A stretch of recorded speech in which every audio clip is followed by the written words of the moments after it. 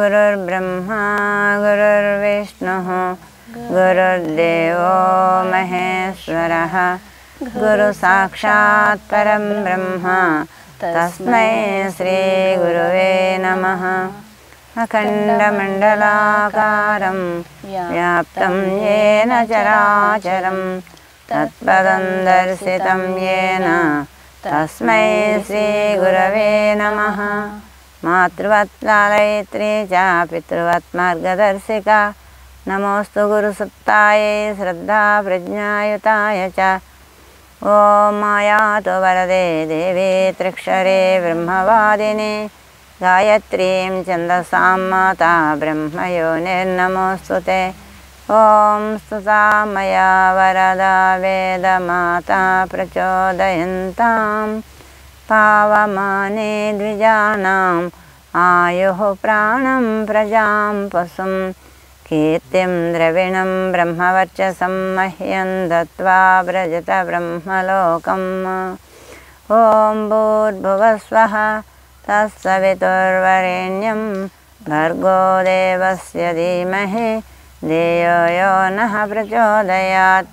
ॐ भूर्भुवस्वः तत्सवितुर्वरेण्यं भर्गो देवस्य धीमहि धियो यो नः प्रचोदयात्। ॐ त्र्यम्बकं यजामहे सुगन्धिं पुष्टिवर्धनम् उर्वारुकमिव बन्धनात् मृत्योर्मुक्षीयमामृतात्। నమస్కారము గురు పరంపరకు నమస్కారము, క్రియాయోగ గురు పరంపరకు నమస్కారము, జ్ఞానానంద గురికి సాష్టాంగ దండ ప్రణామం. ఓం కేఎంసీ ఛానల్ ప్రేక్షకులకి నమస్కారము. అమలాపురం కోనసీమ దగ్గర రంగాపురం గ్రామంలోని 70 సంవత్సరాల వయసు గల సుభద్రమ్మ క్రియాయోగిని. ఆమె నోటి నుండే ఆమె అనుభవాలు తెలుసుకుందాం. నమస్కారం సుభద్రమ్మ గారు. మీరు ఎంతకాలం నుంచి క్రియాయోగ ధ్యాన సాధన చేస్తున్నారు? 3 సంవత్సరం నుంచి. గతంలో ఎన్ని రకాల సాధనలు చేశారు? నేను సాధు సుబ్బరాజు గారి దగ్గర భగవద్గీత నేర్చుకున్నాను, శబ్దమంజరి నేర్చుకున్నాను, తర్వాత రఘువంశము, సంస్కృతము, హిందీ. స్వామి దగ్గర సాధు సుబ్బరాజు గారి దగ్గర 20 సంవత్సరాల రోజు ఉదయం 9 గంటలకు వెళ్ళి సాయంకాలం 4 గంటలకు ఇంటికి వచ్చేవాళ్ళము. ఇంటికి వచ్చిన తర్వాత కూడా రాత్రి 12 వరకు పాఠం చదువుకునే అప్పుడు పడుకునేదాన్ని. నేను ఆ స్వామి దగ్గర ఆసనాలన్నీ నేర్చుకున్నాను. ఆయన దగ్గర ఎవరో వేయలేని ఆసనం మత్స్యేంద్రాసనం ఒక ఆసనం నేర్చుకున్నాను. ఆహార నియమం పాటించి నేను ఆ మత్స్యేంద్రాసనాన్ని 1 గంట సేపు చేసేదాన్ని. ఆ మత్స్యేంద్రాసనంలో నాకు యోగపరంగా అనేక అనుభూతులు కలిగినాయి. సాధు సుబ్బరాజు గారి దగ్గర అనేక రకాల ఆసనాలు నేర్చుకున్నాము. ఆ ఆసనాల్లో ఒక ఆసనం 82 రకాల ఆసనాలు సాధువు గారు వేసేవారు. ఈ మత్స్యేంద్రాసనం నేను వేయలేదు అని స్వామి చెప్పారు. ఈ ఆసనం వల్ల లాభం ఏంటంటే గురువుగారని సాధువు గారండి అని అడిగితేనే దీనివల్ల కుండలిని జాగరణ అవుతుంది, 10 నాదాలు మోగుతాయంటే స్వామి నేను వేస్తానని ఆయన దగ్గర అని 1 నెల రోజుల్లో నేను ఆహార నియమం పాటించి ఆసనం ప్రయత్నం చేసి ఆ ఆసనం వేయాలంటే 3 రకాల ఆసనాలు కూడా నేర్చుకోవాలి. అలాగే ప్రయత్నపూర్వకంగా నేను 3 రకాల ఆసనాలు నేర్చుకుని 1 నెలలో 1 నిమిషం వేయగలిగాను మత్స్యేంద్రాసనం. తర్వాత దాన్ని ఆహార నియమం పాటించుకుంటూ 1 గంట మత్స్యేంద్రాసనం వేయటం నేను నేర్చుకున్నాను. మత్స్యేంద్రాసనం వేసి రిలాక్స్గా నేను పడుకుంటే అనేక ఆధ్యాత్మిక అనుభవాలు లభించే ఋషులు మునులు వారు కూడా దర్శనం అయ్యేవారు. రేపొద్దున ఏం జరుగుతుందో అనే విషయాలు కొన్ని నాకు తెలిసేవి. అయినా నేను ఎప్పుడూ ఎవరి అనుభవం కానీ ఏమీ ఎవరికి చెప్పుండలేదు. సాధువు గారి దగ్గర సాధు సుబ్బరాజు గారు అనేవారు, నువ్వు ఒక 20 సంవత్సరాల తర్వాత 3 గంటలు సాధన చేస్తావమ్మా, నువ్వు అని చూడాలా చికిత్ మహారాజులాగా నువ్వు చూడాలి స్థితిని, ఇంట్లో ఉండే నువ్వు యోగం చేసి యోగి అవ్వాలి అని ఆయన నాడు మాట ఇచ్చారు. ఆ ఆశయాన్ని ఇప్పుడు జ్ఞానానంద గిరి దగ్గర క్రియాయోగం నేర్చుకున్నాక ఆ అభ్యాసం నేను ఇప్పుడు రోజుకి ఉదయం 1 గంటకు లేచి 7 వరకు నేను క్రియాయోగంలో అన్ని ముద్రలతోటి స్నానం చేసి రిలాక్స్గా పడుకున్నప్పుడు మాత్రం నాకు బ్రెయిన్ అంతా పీస్ఫుల్గా ప్రశాంతంగా ఉంటుంది. రోజంతా ఎన్ని రకాల పనులు చేసినప్పటికీ కూడా నాకు అలసట లేకుండా ఆరోగ్యంగా ఉన్నాను. నేను 1 గంట నుంచి అండి 1 గంట నుంచి నేను క్రియాయోగంలో ప్రాణాయామ సాధన స్వామి హిమాలయాల్లో గురువులు ఎలా అయితే చేస్తున్నారో అంతర్ముఖ లోపలే చేయాలి క్రియా ప్రాణాయామం. కేసరి ముద్రతోటి నేను రోజు 1 గంట నుంచి ఉదయం 7 గంటల వరకు నేను అభ్యాసం చేస్తున్నాను. ఏదైనా ఇంట్లో పని ఒత్తిడి ఉన్న రోజు నేను చేయలేకపోవచ్చు, కానీ డైలీగా మాత్రం నేను 1 గంట నుంచి 7 వరకు నేను క్రియాయోగ ప్రాణాయామం చేసిన తర్వాత యోగ నిద్ర పెట్టుకుని పడుకున్నప్పుడు నాకు రిలాక్స్ అయిపోయి ఏదో ప్రశాంతత అనిపిస్తుంది. రోజంతా ఎప్పుడు కూడా భౌతిక జగత్తులో ఏ రకమైన కష్టాలు ఏమైనా చూసినప్పటికీ కూడా నేను మనసు ప్రశాంతంగానే ఉంటుంది, ఆనందంగా ఉల్లాసంగా ఉంటుంది. నేను 1 నెల నుంచి గురువుగారు రావడం గురించి స్థూపం పనులు చేసినప్పుడు ఎలాంటి పనులు ఎక్కడ ప్రచారానికి వెళ్ళినా అలసటం లేదు, ఇంటి పనులన్నీ కూడా సవ్యంగా చేయగలుగుతున్నాను. అమ్మ ఏ సాధన ద్వారా పూర్ణశాంతి పొందారు? ఈ క్రియాయోగం వల్లే. అంతకుముందు మాత్రం మేము సాధు సుబ్బరాజు గారి దగ్గర ఉన్నప్పుడు రామనామ మంత్రం చేసేవాళ్ళం. తర్వాత నేను రామానంద స్వామి దగ్గర గాయత్రి మంత్ర దీక్ష తీసుకున్నాను. ఆయన మా ఊళ్ళో గాయత్రి పీఠం పెట్టారు. పెట్టిన తర్వాత అప్పటి నుంచి 30-40 సంవత్సరాలు అవుతుంది. రోజు అఖండ దీపము, అఖండ అగ్ని అంటే రోజు జపం, అగ్నిహోత్రం అంటే రోజు గాయత్రి యజ్ఞం చేస్తాము. రోజు కూడా అఖండ జ్యోతి ఉంటుంది.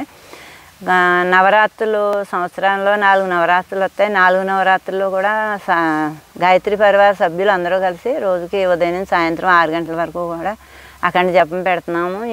ఈ గ్రామంలో మేము గాయత్రి దీక్ష తీసుకున్న తర్వాత మారెళ్ళ రామకృష్ణ గారి యొక్క సందేశం ద్వారా 9 సార్లు మేము 108 కుండీల యజ్ఞం పెట్టాము. అదే కాకుండా ఆయన రాత్రి ఫోన్ చేసి రేపు పొద్దున్న లోక కళ్యాణం కోసం ఫలానా దానికోసం 24 కుండీలు యజ్ఞం పెట్టమంటే 24 కుండీలు, రాత్రి 10 అంటే 10, అలాగా లెక్కలేనన్ని యజ్ఞాలు చేసాము. అది కాకుండా ఆయన మన ప్రకృతి యొక్క వైపరీత్యం గురించి ఒకసారి భాగవత యజ్ఞాలు చేయమన్నారు. భాగవత యజ్ఞాలు అంటే 90 భాగవత యజ్ఞాలు చేయించమన్నారు. నన్ను చేయించమంటే మా గ్రామంలో 7 రాత్రులు 7 పగళ్ళు అలాంటి సప్తాహాలు చేసాము. ఇంకా 90 ఊర్లోని మేము ముందే రామానంద్ గారు మేము కలిసి బుక్ చేసుకుని మణిగారు అందరం ఆ గ్రామం వెళ్ళి ఆ గ్రామంలో 7 రోజులుండి రాత్రి పగలు కూడా మేము భాగవత యజ్ఞాలు చేసాము. ఆ తర్వాత ఏమో ఆయన 500 ఇళ్లలో గురుస్థానాలు పెట్టమన్నారు. అది కూడా విశ్వ కళ్యాణం కోసం. గురుస్థానాలు అంటే 12 ఇటుకలు, 5 ప్రమిదలు, 5 అగరత్తులు వెలిగించి గురుస్థానాలు పెట్టమంటే 500 ఇళ్లలో నెలల్లో పెట్టమన్నారు. అప్పుడు బుధగ్రహం భూమి మీద దిగుతుంది, దానికోసం 108 కుండీలు యజ్ఞం పెట్టమన్నారు. ఎల్లుండి అనగా మాకు ఈరోజు చెప్పారు కార్యక్రమం. అలా అయినా సరే మేము అలా వర్షం అండి ఆ రోజు అయినప్పటికీ కూడా అన్ని గ్రామాలని నడిచి వెళ్ళి రేపు ఎల్లుండి బుధగ్రహం భూమికి దిగి ఏదో ఒక పరిస్థితి వచ్చింది. దాని గురించి మారెళ్ళ రామకృష్ణ గారు ఆయన వచ్చి యజ్ఞం చేస్తారు, మీరందరూ రండి అని అన్ని గ్రామాలకి నడుచుకుంటూ వెళ్ళి నేను పిలిచాను. మంగా గారు ఇంకా మా గాయత్రి పరివార సభ్యులు అందరూ కలిసి ఇక్కడ మిల్లులో రైస్ మిల్లులో 108 కుండీల యజ్ఞం అరేంజ్ చేశారు. అది యజ్ఞం అయిపోయిన తర్వాత ముందు రోజున వర్షం అండి అయింది, కానీ యజ్ఞం పెడతారనగా కాంచేపటికి తెరిపించింది. 500-600 మంది పరిజనులు వచ్చారు.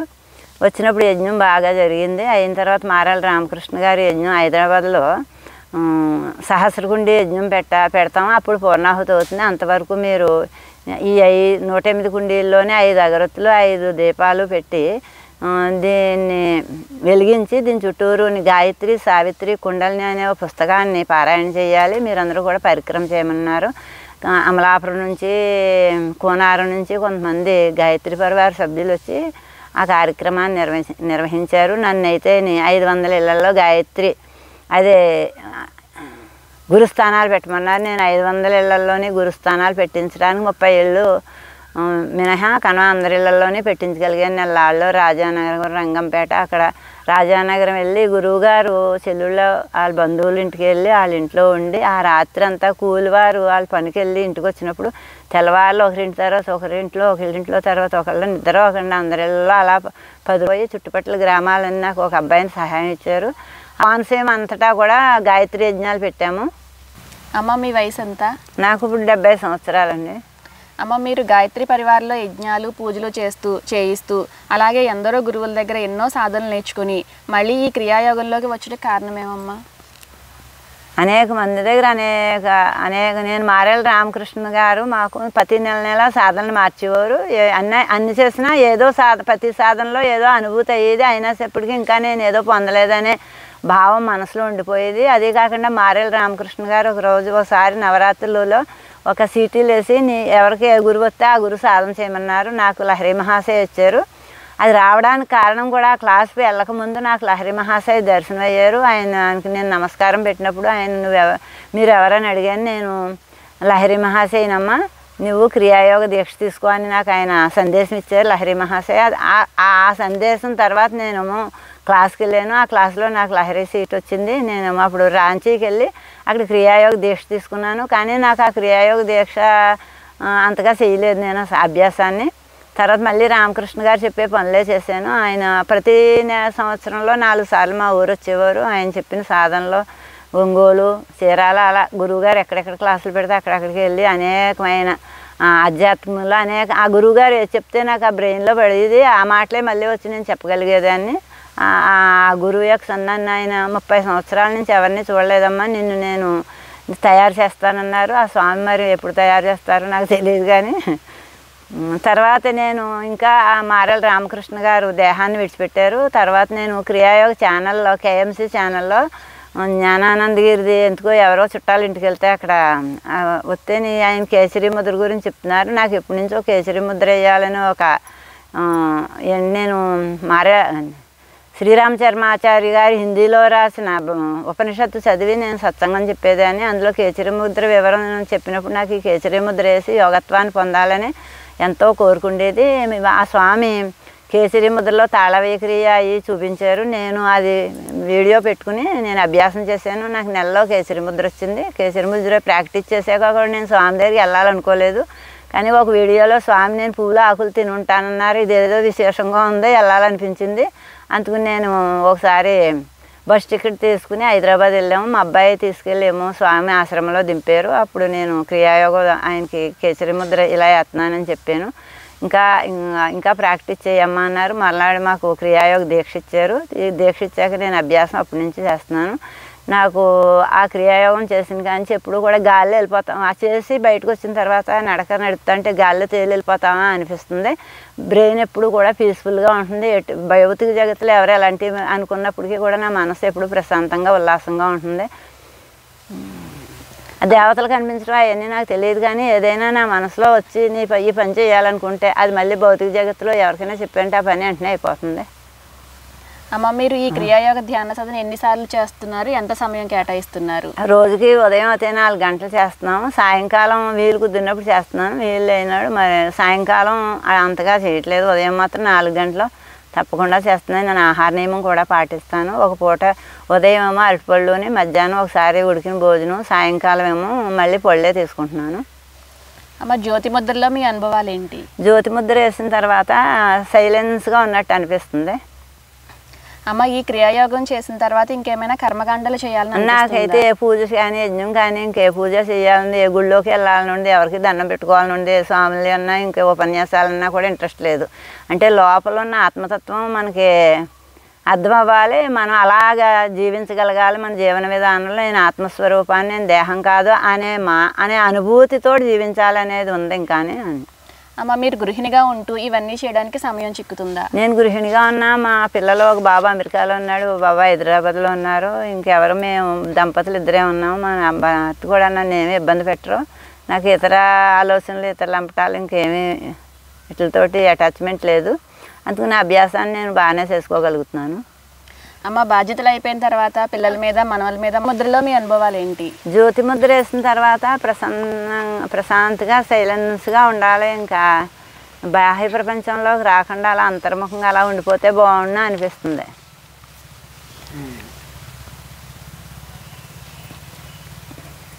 అమ్మ, బాధ్యతలు అయిపోయిన తర్వాత పిల్లల మీద, మనవల మీద మమకారాలు పోతుంటారు కదా, అయితే మీ యొక్క పరిస్థితి ఏంటమ్మా? నేను ఏ మనవల్ని పెంచలేదు. పిల్లలు కూడా మాకు 10th అయ్యాక చదువులకు వెళ్ళిపోయారు. ఎప్పుడో సంవత్సరానికి 6 నెలలకు ఒకసారి వస్తారు. వచ్చి 1 రోజు 2 రోజులు ఉంటారు. అందుకని పిల్లల మీద మనవాళ్ళ మీద నాకు పెద్ద అటాచ్మెంట్ ఇవ్వలేదు. నేను ఎవరిని పెంచలేదు. మా పిల్లల్ని కూడా మా అమ్మ నాన్న పెంచారు కానీ నేను పెంచలేదు. మా పిల్లల్ని పాలిచ్చి పడుకోబెట్టి నేను సాధుగా దగ్గరికి చదువుకోవడానికి వెళ్ళిపోయేదని. ఆ పిల్లల మళ్ళీ నేను వచ్చిన వరకు లేచేవారు కాదు. అప్పుడు కూడా నేను పిల్లల్ని అంత ప్రేమగా ఏమీ పెంచలేదు. అందుకే ఆ పిల్లలు కూడా దూరంగా వెళ్ళిపోయారు.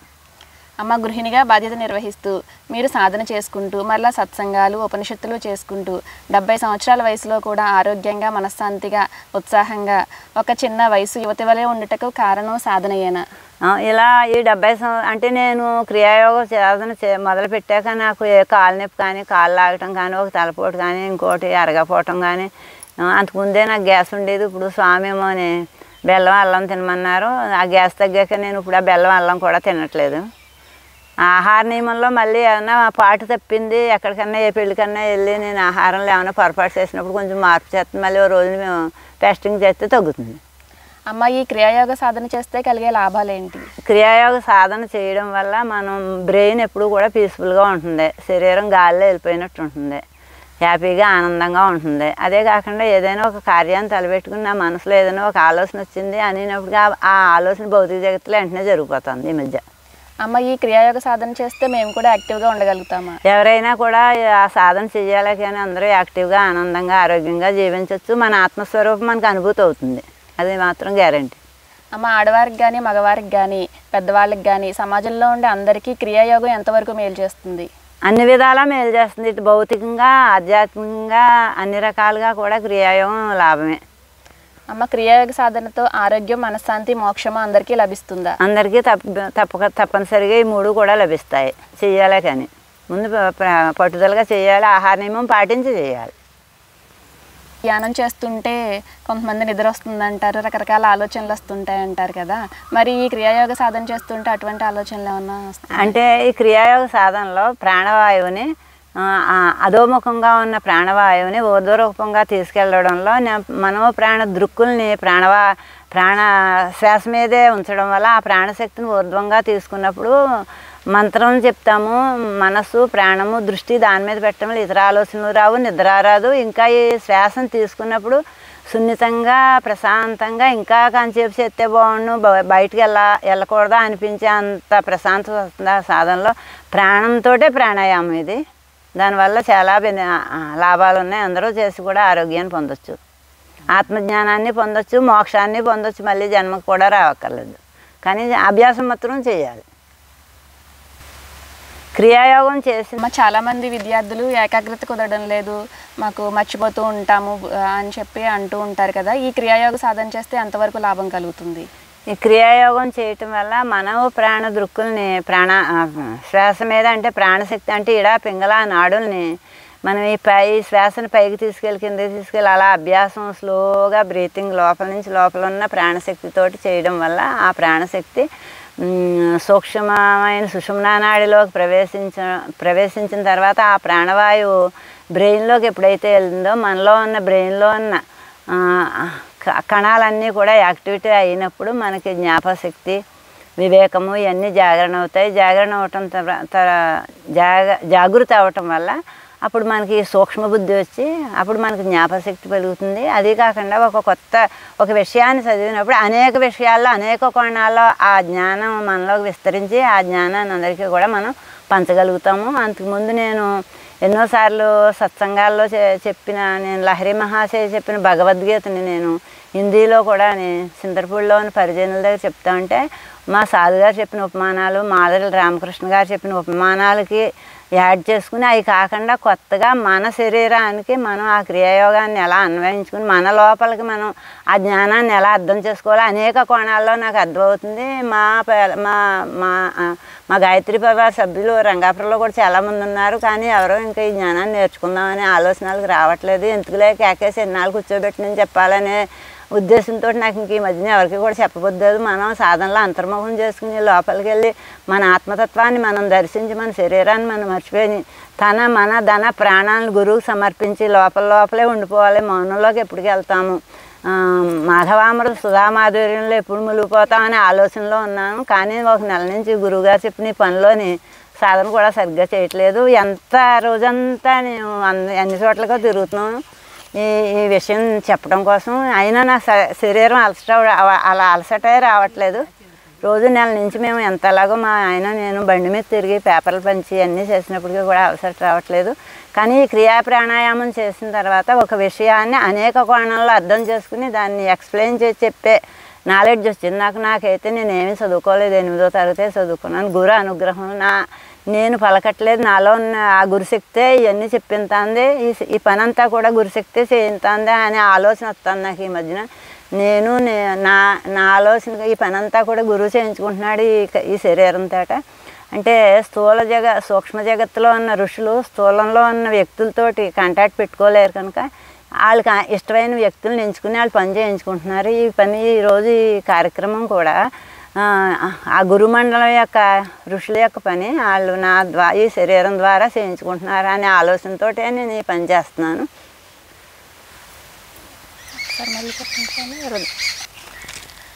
అమ్మ, వృద్ధాప్యంలో అందరూ రోగాల బారి పడుతూ ఉంటారు కదా, అందరికీ రోగనిరోధక శక్తి తగ్గిపోతూ ఉంటుంది. ఇప్పుడు ఈ క్రియాయోగ సాధన చేస్తే ఎంతవరకు మేలు జరుగుతుంది? అంటే ఈ క్రియాయోగ సాధనలో ఈ అపాన ప్రాణాన్ని ప్రాణాపానములు 2 సంయోగం జరిగి ఈ ప్రాణాపానములు 2 ఊర్ధ్వరూపాంతరం చెందిన తర్వాత ఎప్పుడైతే ప్రాణాపానాలు ఊర్ధ్వరూపం చెందినాయో అప్పుడు మనం ఈ జబ్బును బారిన పడకుండా ఉండగలుగుతాము. అది నా అనుభవం. ఏ రోగాలు కూడా రావు, ఎవరైనా చేయొచ్చు, ఎంత వయసున్న పడుకుని కూడా ఈ క్రియని కూడా చేయొచ్చు. ఎంత చేసి కొలిది ఇంకా మనస్సు ప్రశాంతంగా ఆనందంగా ఆహ్లాదంగా ఉల్లాసంగా ఉంటుంది. వివేకం కూడా జాగృతం అవుతుంది. ఈ నొప్పులు కూడా అంటే కాళ్ళ నొప్పులు నడువు నొప్పులు ఇవన్నీ రావడానికి కారణం ఏంటంటే అక్కడ ప్రాణశక్తి ప్రసారం లేనందు కారణం వల్ల మనకు కాళ్ళ నొప్పులు నడువు నొప్పులు వస్తున్నాయి. ఎప్పుడైతే మనం ఈ క్రియా ప్రాణాయామం చేసామో ఈ ప్రాణశక్తి 72,000 నాడుల్లోకి పంపబడుతుంది. దానివల్ల మనకు నడువు నొప్పి కాళ్ళ నొప్పి అన్నీ తగ్గిపోతాయి. నాకు కూడా ఎప్పుడు ఇది వరకు నడువు నొప్పి ఉండేది. క్రియా ప్రాణాయామం చేసిన తర్వాత నాకు నడువు నొప్పి లేదు. మళ్ళీ కొంచెం అలసట అయ్యి మనం పడుకుని రిలాక్స్గా కొంచెం 2-3 సార్లు క్రియ చేసినప్పటికీ అన్ని నొప్పులు మళ్ళీ రిలాక్స్ అయిపోయి ఎంతో ప్రశాంతత అనుభవించగలుగుతాం. ఎవరైనా చేసి లాభాన్ని పొందొచ్చు. వృద్ధులకు కూడా ఈ ప్రాణాయామం ఎంతో నేనే ఉదాహరణము. నేను చేసి లాభాన్ని పొందాను కనుక మీరందరూ కూడా వృద్ధాప్యంలో కూడా ఇది చేసి మీరు లాభం పొంది మళ్ళీ ఇంకా ఉన్నతమైన మానసిక స్థితికి ఎదగలుగుతారు. ఆరోగ్యంగా ఉత్సాహంగా జీవించగలుగుతారు. ఎవరి మీద ఆధారపడకుండా మనంగా స్వయంగా అన్ని పనులు చేసుకుంటూ కూడా జీవించవచ్చు. మళ్ళీ చెప్పాలి అమ్మ, వృద్ధాప్యంలో చిన్న చిన్న విషయాలకే భయపడిపోతూ ఉంటారు కదా, మరణం అంటే కూడా భయం ఉంటుంది కదా, అలాంటి దాన్ని ఎలా అధిగమించవచ్చు? అంటే ఈ క్రియా ప్రాణాయామాన్ని స్లో బ్రీతింగ్ ద్వారా తీసుకోవడం వల్ల ఆ ప్రాణశక్తి బ్రహ్మరంధ్రం గుండా సుషుమ్నా నాడి గుండగా బ్రహ్మరం ఆజ్ఞాచక్రంలోకి వచ్చిన తర్వాత ఆ ప్రాణవాయువు శరీరం అంతా విస్తరించినప్పుడు ఏ టెన్షన్లో ఏ భయాలు ఈ కరోనా గురించి కూడా నేను ఇంత కూడా భయపడలేదు. దాన్ని ఎప్పుడు నేను మాస్క్ పెట్టుకుని కూడా ఎక్కడికి వెళ్ళలేదు. మాస్క్ పెట్టుకోకుండానే వెళ్ళిపోయేదాన్ని ఎక్కడికి. నన్ను ఆ కరోనా క్రిమి ఏమీ చేయలేదు. అందుకని అందరూ కూడా ఈ క్రియా ప్రాణాయామం చేసి ఆ టెన్షన్లో భయాల నుండి తప్పించుకోవచ్చు. ప్రాణశక్తితోటి ప్రాణాయామం మళ్ళీ ముక్కులు పట్టుకుని చేసే ప్రాణాయామం కాదు, హిమాలయ ఋషులు చేసే ప్రాణాయామం. అది మహాతార్ బాబాజీ లహరి మహా చేసిన ప్రాణాయామం. చిన్నపిల్లలు, పెద్దలు, వృద్ధులు వయసుతో సంబంధం లేకుండా అందరికీ కోపం, ఆవేశం వస్తున్నాయి కదా, అవి రాకుండా మనిషి ఎట్లా శాంతిగా జీవించవచ్చు? అంటే కోపము ఆవేశము రావడానికి మెయిన్ కారణం ఏంటంటే మనలో ప్రాణశక్తి తక్కువగా ఉండడం వల్ల. ఆ ప్రాణం ఎప్పుడైతే తగ్గిందో మనకి నీరసం, ఆవేశం, కోపం, నొప్పులు ఇవన్నీ కూడా విజృంభిస్తాయి. ప్రాణశక్తి తక్కువ ఉండడం వల్ల అపాన ప్రాణం ఎక్కువ ఉండడం వల్ల మనం అందరి మీద కోపిస్తాము, ఆవేశపడతాము. కానీ ఎప్పుడైతే మనం ఈ క్రియా ప్రాణాయామం వల్ల ఈ అపాన ప్రాణాన్ని ప్రాణవాయువులో కలిపి దాన్ని ఊర్ధ్వరూపాంతరం చెందించటం వల్ల ఆ ప్రాణం ఎప్పుడో ఊర్ధ్వరూపం అయిందో మన మనసు ప్రశాంతతంగా, నిర్మలంగా, స్వచ్ఛంగా, శాంతిగా, ఆనందంగా, ఉల్లాసంగా, ఆరోగ్యంగా ఇవన్నీ కూడా ప్రాణాయామం వల్లే పొందొచ్చు. క్రియా ప్రాణాయామం వల్ల అది కూడా ఎంతో స్లోగా, ఆ స్లో బ్రీతింగ్ కూడా మన నాడులు శుద్ధి అయితేనే కానీ మనం ఆ ప్రాణాయామంలో ఆ లాభాలను పొందలేం. ఎప్పుడైతే 72,000 నాడుల్లో ఉన్న మన శరీరం యొక్క నాభి చక్రం నుంచి శరీరం అంతా 72,000 నాడులు విస్తరిస్తాయి. ఆ 72,000 నాడుల్లోకి ప్రాణవాయువు ప్రసరించినప్పుడు అప్పుడు వివేకము శాంతిగా ఆనందంగా మనం జీవించగలుగుతాము. కోపం అవివేకం ఇవన్నీ కూడా ఆటోమేటిక్గా కోపం వచ్చే పరిస్థితుల్లో కూడా మనకు నవ్వు వస్తుంది, కోపం రాదు. ఈ క్రియాయోగంలో మహాముద్ర పర్ఫెక్ట్గా వేస్తున్నారా? క్రియాయోగంలో మహాముద్రలు నేను రోజుకి 12 ముద్రలు వేస్తాను. 12 ముద్రలు వేయడానికి 45 నిమిషాలు గంట పడుతుంది. దానివల్ల ఇంకే నడుము నొప్పి రిలాక్స్ అయిపోయి ఎంత ప్రశాంతతో లభిస్తుంది. అమ్మ మీకు కేచరి ముద్ర వచ్చిందా? అలాగే మీరు ఆ కేచరి ముద్ర ఎలా ఉంటుందో చూపించండి. నాకు కేసరి ముద్ర గురువుగారి అనుగ్రహం వల్ల 1 నెల రోజుల్లోనే నేను కేసరి ముద్ర వేయగలుగుతున్నాను. నేను మాట్లాడినప్పుడు భోజనం చేసినప్పుడు తప్ప ఎప్పుడు నేను కేసరి ముద్రలో ఉంటాను. సాధ్యమైనంత మట్టుకి కేసరి ముద్రతో నేను ఈ ప్రాణాయామం చేసినప్పుడు నాకు ఆ బ్రీతింగ్ చాలా స్మూత్గా నాడుల్లో అన్ని ఎంతో రిలాక్స్గా ప్రశాంతంగా నేను ఆ ప్రాణాయామం చేయగలుగుతున్నాను. ఆ కేసరి ముద్ర ప్రాణాయామం వల్ల లోపల ఈ నాలుగుని అంగిల్లోకి చేర్చి ఆ పైనుంచి కొండనాలుగు దాటిన తర్వాత భూమధ్యంలోంచి ఈ ప్రాణాన్ని తీసుకెళ్ళటం వల్ల నాకు ఈ ప్రశాంతత లభిస్తుంది. నేను దానివల్ల చాలా లాభాలు పొందొచ్చు. సహస్రాలలో ఉన్న అమృతం కూడా విడుదలై మనం ప్రశాంతంగా ఆనందంగా ఆరోగ్యంగా ఉత్సాహంగా జీవించగలుగుతాం. నేను అనుభవించి చెప్తున్నాను. ఇది కేచరి ముద్ర ఒకసారి మాకు చూపించండి.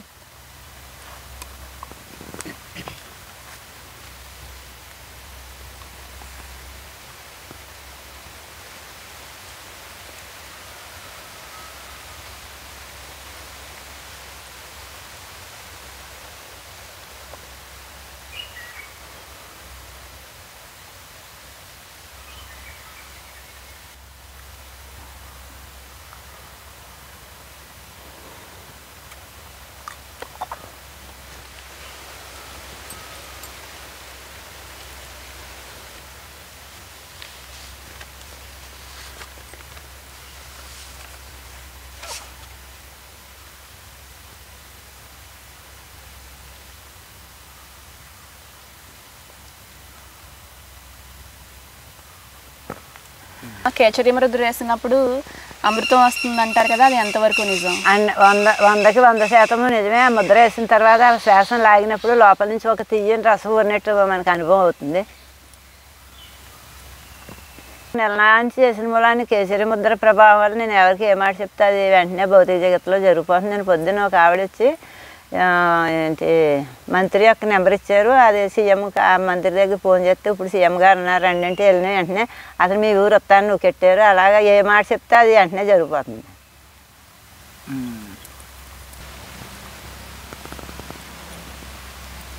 ముద్ర మేము కూడా వేస్తే మేము అనుకున్న సంకల్పాలు నెరవేరుతాయి.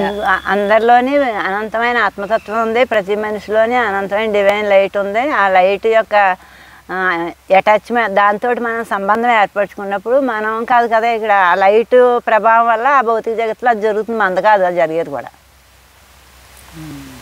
అనే డివైన్ లైట్ ఉంది. ఆ లైట్ వల్ల అవుతుంది. ఎవరైనా పొందొచ్చు. అందరిలోనే ఆ దివ్యశక్తి ఉంది. ఆ దివ్యశక్తితోటి మనం కాంటాక్ట్ పెట్టుకోవటంలో ఉంది. ఆ దివ్యశక్తితోటి ఎప్పుడైతే మనం అనుసంధానం అయ్యామో అప్పుడు ఆ పని వెంటనే ఆటోమేటిక్గా అవుతుంది.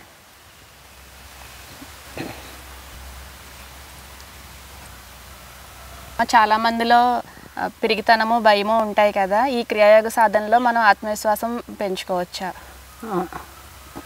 తప్పనిసరిగా క్రియాయోగ సాధన వల్ల ఆత్మవిశ్వాసాన్ని పెంచుకుని మనోధైర్యాన్ని పెంచుకుని మనం అనుకున్న పనిని మనం సాధించగలుగుతాం. అది ఎప్పుడు జరుగుతుందంటే ఈ క్రియా ప్రాణాయామం చేసిన తర్వాత మనం మన ఆత్మతోటి అనుసంధానం అయినప్పుడు ఆ ఆత్మ యొక్క సందేశం వల్ల భౌతిక జగత్తులో అన్ని పనులు జరుగుతాయి. అదంతా ఆత్మ యొక్క ప్రభావం వల్ల జరుగుతాయి. అది కూడా క్రియా ప్రాణాయామం వల్ల. క్రియా ప్రాణాయామం అంటే ప్రాణశక్తితోటి ప్రాణాయామం. మనం ఈ క్రియా ప్రాణాయామం ద్వారా మనం మన ఆత్మ దగ్గరికి అటాచ్మెంట్ అయినప్పుడు మనకు ఆత్మ యొక్క అనుభూతి కూడా లభిస్తుంది. అమ్మ మీరు ప్రతి దాంట్లో ప్రాణాయామం అంటున్నారు కదా, ప్రాణాయామం లేనిది ధ్యానం కుదరదు అంటే మేము అంతకుముందు ప్రాణాయామం చేయకుండా మా రామ్ శర్మ గారు చెప్పిన 3 శరీరాల ధ్యానం, పంచకోశ ధ్యానం ఇవన్నీ ఆయన గురువుగారు చెప్పిన మాటలతోటి బాగా ధ్యానం చేసేవాళ్ళం. కొంచెం సేపు అయ్యాక ఏదో టైంలో నిద్రలోకి వెళ్ళిపోయేది మనసు. ఇప్పుడు అలా నిద్రలోకి ఇంకెళ్ళకుండా క్రియా ప్రాణాయామమే ధ్యానం. వేరేగా ధ్యానం చేయక్కర్లేదు. అప్పుడు నిద్రలోకి వెళ్ళాం, ప్రాణంతో అనుసంధానం అవుతూ ఉంటాం కాబట్టి నిద్ర అనేదే రాదు. అమ్మ మీ ఉద్దేశం ప్రాణాయామం చేయకుండా ఉంటే నిద్ర వస్తుందా? నా ఉద్దేశ ప్రకారం నేను ఇంచుమించులో సాధువు గారి దగ్గరికి అయితే ఎవరి దగ్గరికి అయితే నేను నా జీవితంలో ఒక 50 సంవత్సరాల నుంచి నేను గురువులతోటి ఎంతమందో గురువులతోటి పారాయణలు ధ్యానం ఇవన్నీ చేసాము. కానీ ఉట్టినే ధ్యానం అన్నప్పుడు ఊరికే శ్వాసను గమనించి కూర్చోమంటే నేను ఎన్నోసార్లు శ్వాసను గమనించాను, నిద్రలోకి వెళ్ళిపోయాను. కానీ క్రియా ప్రాణాయామంలో నేను ధ్యానం కంటే ప్రాణాయామం ఎక్కువ చేస్తున్నాను, ధ్యానం అంతగా చేయట్లేదు. ప్రాణాయామం అయిపోయాక నేను సైలెన్స్గా యోగ నిద్ర పెట్టుకు పడుకుంటాను. అప్పుడు నాకు ఏంటంటే యోగ నిద్ర అయిపోయిన తర్వాత ఏదో ఒక శక్తి పొందినట్టు అనుభూతి అవుతుంది. బయటకు వచ్చాక కొంతవరకు పని చేయాలి, ఇది చేయాలని ఆలోచన రాదు. అప్పుడు ఆలోచించుకుని పని చేయవలసి వస్తుంది, అంత ప్రశాంతత వచ్చేస్తుంది. బాహ్యమైన విషయాల మీద నాకు అంత దృష్టి లేదు. చాలా గొప్పదే, అందరూ చేసి ఆరోగ్యాన్ని ఆత్మజ్ఞానాన్ని పొందండి. అనేక సాధన చేశాను కానీ ఈ క్రియా ప్రాణాయామం వల్ల వచ్చిన లాభం ఇది వరకు వచ్చిన వాటికి చాలా తేడా ఉంది. ప్రాణాయామం వల్ల మనకి ఒక బుక్ చదివినా దేంట్లో అయినా సరే కొత్త కొత్త లోపలికి ఎలా అర్థం చేసుకోవాలో ఒకే విషయాన్ని అనేక కోణాల్లో అర్థమవుతుంది. అమ్మ, ప్రాణాయామం లేనిదే ధ్యానం కుదరదా? ప్రాణాయామం లేకుండా ధ్యానం చేసామంటే ఏదో కొంచెం సేపు చేయొచ్చు, కానీ తర్వాత నిద్రలోకి వెళ్ళటమో లేకపోతే మళ్ళీ ఇతరైన ఆలోచనలోకి మనసు తప్పుకుంటుంది. ప్రాణాయామం చేసినప్పుడు ఇతర ఆలోచనలు రావడానికి ఆస్కారం ఉండదు నా అనుభవం ప్రకారంగా. మీరు చాలామంది గురువుల్ని కలిశారు కదా, ఈ క్రియాయోగ సాధన చేస్తేనే మీకు నిద్ర రాకుండా సాధన మేలు చేస్తుందా? ఖచ్చితంగా మేలు చేస్తుంది. నిద్ర నాకు 2-3 గంటల కంటే నిద్ర ఉండదు. ఏదో కొంచెం సేపే నిద్ర, తర్వాత అంతానే పడుకునైనా సరే క్రియ చేస్తానే ఉంటాను. ఒకవేళ పని చేసినప్పుడు కూడా ఆపేసి కానీ సేపు క్రియ చేస్తే బాగుండి అనిపించే మానసిక స్థితి వచ్చింది నాకు. ఎప్పుడైతే నాకైతే ఇప్పుడు ఈ గురువుగారు ఈ పని ఏదో పూజ చేసేసాక స్వామి దగ్గరికి వెళ్ళిపోయి 1 నెల 2 నెలలు ఉండి అక్కడ రాత్రి పగలు కూడా క్రియ చేసి బాగా అంతర్ముఖం చేసుకోవాలి, నేను ఆత్మ అని నాకు పూర్తయిన అనుభవం రావాలనే అభ్యాసం, అలాంటి మానసిక స్థితిలో ఉన్నాను నేను ఇప్పుడు. ఒక గురువు పని అప్పచెప్పారు కనుక ఈ పని పూర్తి చేసి అప్పుడు వెళ్ళాలనిపిస్తుంది. అమ్మ, మీరు యోగ నిద్ర అంటున్నారు కదా, యోగ నిద్రకి ధ్యానానికి తేడా ఏంటి? 2 ఒకటేనా? ఇంచుమించులో యోగ నిద్ర ధ్యానము కూడా యోగ నిద్రలో కూడా నిద్రలోకి వెళ్ళకూడదు. ఒక సైలెన్స్లోకి వెళ్తాము, వెళ్ళినప్పటికీ నిద్రలోకి వెళ్ళినట్టు ఉండదు. అలా అని మరి సైలెన్స్ ఏమనుభూతి చెందుతున్నానని అక్కడ ఇంకా పెర్ఫెక్ట్గా నేను అవగాహన చేసుకోవట్లేదు. కానీ యోగ నిద్ర అయ్యాక మాత్రం ఎంతో ప్రశాంతతగా, ఉల్లాసంగా, ఉత్సాహంగా ఏదో ఒక కొత్త రకమైన అనుభూతి అనిపిస్తుంది. నిద్ర అంటే అది సమాధి స్థితి. అందుకే నేను ఆ యోగ నిద్ర అయిన తర్వాత యాక్టివ్గా, ఉత్సాహంగా, ఉల్లాసంగా గాల్లో వెళ్ళిపోతావా అనిపిస్తుంది నాకు. ఉదయం ప్రాణాయామం అయ్యాక యోగ నిద్ర అయ్యాక అక్కడ అలా తేలి వెళ్ళిపోయినట్టు ఉంటుంది. యోగ నిద్ర అంటే సమాధికి ఒక పర్యాయ పదము, అది సమాధి స్థితి. యోగ నిద్ర అంటే ఈ సమాధి స్థితిని ఎక్కువ కాలం కొనసాగిస్తే అదే యోగ నిద్ర అవుతుంది. ఇంత పెద్ద వయసులో కూడా వృద్ధాప్యంలో కూడా చక్కగా రోజుకు 6 గంటలు సాధన చేస్తూ, ఇంట్లో పనులు చేస్తూ, సత్సంగాలు చేస్తూ, వచ్చే సాధకులకి అందరికీ భోజనాలు వండి పెడుతూ, సేవ చేసుకుంటూ అందరికీ ఆదర్శంగా నిలిచారు మీరు. ప్రతి ఒక్కరూ కూడా సుభద్రమ్మ గారిని ఆదర్శంగా తీసుకోండి. మేము పెద్ద వయసు వాళ్ళమండి, మా కర్మ, మా గ్రహచారము, మాకు కాళ్ళు నొప్పులు వచ్చాయి, మా మాట ఎవరూ వినడం లేదు, మమ్మల్ని ఎవరూ గౌరవించడం లేదు అనుకుంటూ దిగులుగా, బెంగగా, ఏడుస్తూ గడుపుతుంటారు చాలామంది. కర్మానుసారంగా అన్నీ వస్తుంటాయి, పోతుంటాయి. ఆధ్యాత్మికంగా క్రియాయోగ ధ్యాన సాధన చేసుకుంటూ ఆరోగ్యంగా, శాంతిగా జీవిస్తూ అంతిమంగా ముక్తి పొందండి. వృద్ధులందరూ కూడా చక్కగా సుభద్రమ్మ గారిని ఆదర్శంగా తీసుకోండి. రోజు సాధన చేస్తూ తరించండి. లోకా సమస్త సుఖినో భవంతు.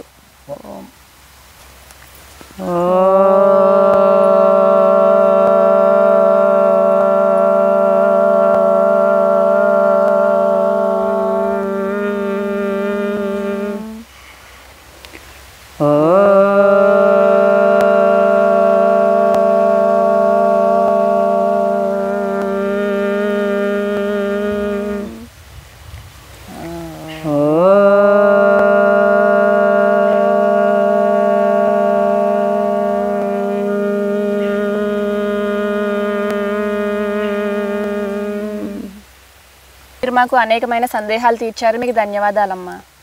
సమస్తాః సుఖినో భవంతు, స్వస్తి ప్రజాభ్యః పరిపాలయంతాం న్యాయేన మార్గేణ మహిం మహిషాః గోబ్రాహ్మణేభ్యో శుభమస్తు నిత్యం లోకాః సమస్తాః సుఖినో భవంతు కాళే వర్షతు పర్జన్యః పృథివీ సస్యశాలినీ దేశోऽयं क्षोभरहितो ब्राह्मणाः सन्तु निर्भयाः सर्वे भवन्तु सुखिनः सर्वे सन्तु निरामयाः सर्वे भद्राणि पश्यन्तु मा कश्चित् दुःखमाप्नुयात् दुर्जनः सज्जनो भूयात् सज्जनः शान्तिमाप्नुयात् शान्तो मुच्येत बन्धेभ्यो मुक्तश्चान्या विमोचयेत् अपुत्राः पुत्रिणः सन्तु पुत्रिणः सन्तु पौत्रिणः निर्धनाः सदनाः सन्तु जीवन्तु शरदां शतम् लोकाः समस्ताः सुखिनो भवन्तु सर्वे जनाः सुखिनो भवन्तु ये सत्संगफलं श्री परमेश्वराः श्री गुरुदेवार्पणमस्तु।